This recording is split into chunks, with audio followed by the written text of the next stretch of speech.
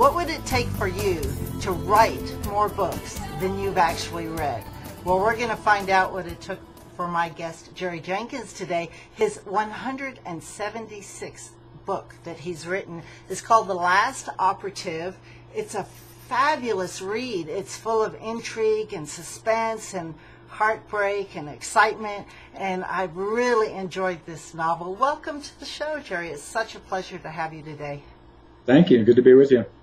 176 books. You've written more books than you've read. How is that possible? What kind of writing practice do you have, Jerry? Well, I don't do anything else. I don't sing or dance or preach. This is all I do. And at the risk of sounding falsely modest, I really do feel like I've only been given this one gift. If I did all those other things, I'd probably, write less and do other things more. But I feel obligated to exercise this gift. So I've been writing books since 1974, and for many years I averaged about 5 books a year. I've finally slowed down, and I'm doing maybe 1.5 a year at this point. But yeah, that's all I do. Do you get up in the morning and have a practice? Like, you hear about rituals. Some people get up, they walk to their special writing place with their special pen and eat their special donut, and then they write for 3 hours. Do you have some kind of ritual like that? I do sort of have a ritual. For one thing, I don't write at home. I do, I own a film company and I own the Christian Writers Guild, and my office is next door to the house.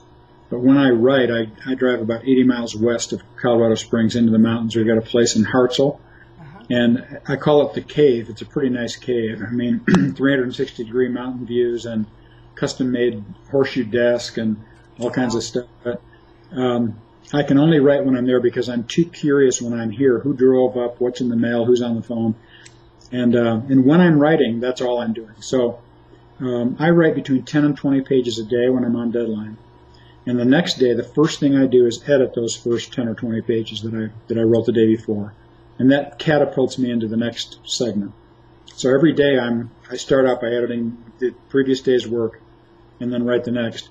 And then when I'm finished, I go through the whole thing one more time. And I never submit a manuscript I'm not happy with every word. So that's pretty much how I work. And I'm sure you've gotten much faster at the editing process. For the little bit of writing that I do, I get stuck in the editing. And that must be something that has become second nature to you after all these books. It's really as much of the process as the writing, and I find that good writing is rewriting. I do all my editing on screen, and a lot of times I do it. One of the things I try to tell beginning writers is try to turn off your internal editor while you're writing, because it can just slow you down. So when I'm writing, I'm just saying, all right, forget grammar, forget wordiness, everything. Just get that hunk of meat down to be carved tomorrow. I need to get the story down. And I do find, though, that as the more I do this, the less editing I have to do, because I realize, if I'm writing along and I realize that I've been entirely redundant, I can just quickly fix that and move on. But usually I'm doing 10 or 15% rewriting the next day. The dialogue and the story in this last Operative book, it just hums along. I mean, it's going quickly and there's nothing redundant about it. Have you thought out these characters in detail before you ever start? Or does your character, like the character Jordan, does he come to you as you're writing? It's mostly the latter. I'm sort of from the Stephen King school of writing. He says he tries to put interesting characters in difficult situations and then write to find out what happens. So I call that writing by process of discovery. And a lot of times I'll get letters from readers and they'll say, why did you kill off my favorite character? And I say, well, I didn't kill him off. I found him dead. I write what I find. And sometimes I'm as surprised and disappointed or upset as the reader is. To me, that helps make it very serendipitous. If I don't know what's coming, it's not predictable, and it shouldn't be predictable to the reader. And it's not always pleasant, because you do have a dark side, I guess, because some of your writing is a little bit gruesome. I read the whole Left Behind series, which you co-authored, and of course, you're pretty well known for, which has a lot of Armageddon themes to it. And is very dark. And then I tell you, one of the scenes in here that really got me was a pretty innocent scene about pulling apart a fly. And yeah. is pretty gruesome. Where does that come from, this nice Christian man? Where does this dark side come from? As I say, I'm writing as a process of discovery. I guess I'm discovering myself. Now, that one, of course, and not to give away too much of the story, but that's the only hint when you look back that this person is the villain. And most people miss that. They think, oh, I thought this was such a great guy. Well, you look back, he's sadistic, even with a housefly. I want to be clear here for our audience. This is a great book. I'm a wimp, and I don't like violence. I don't like to watch the news, and I love the book. So I just want to put out there that even though there's violence in the book, it's a spy thriller. It's a novel. It's a fast page turner. So don't be put off by our conversation here.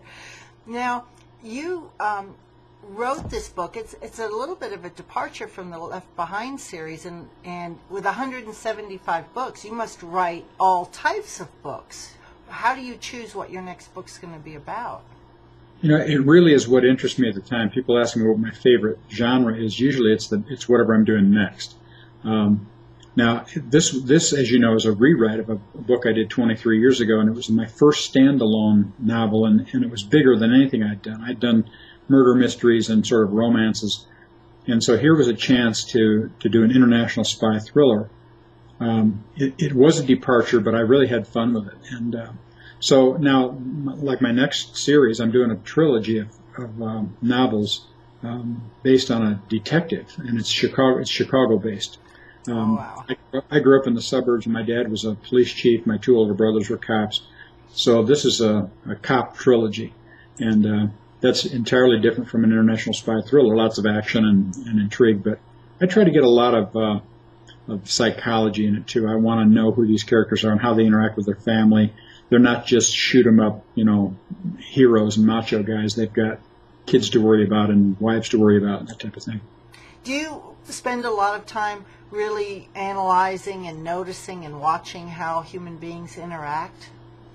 I do. In fact, I recall a story. I was getting off a plane one time, and this was one that didn't have a jet bridge, so we're coming down the steps and walking across the tarmac, and they had already moved this machine up to under the cockpit, and it was they had wires going up to, I don't know what they do, if they monitor or if they're and so lights were blinking and little things, and I was just fascinated by it. So as I'm walking by, I'm just staring at it and trying to look, and I'm almost bumping into people, and this woman says, "You're as bad as my 5-year-old grandson. Just keep going."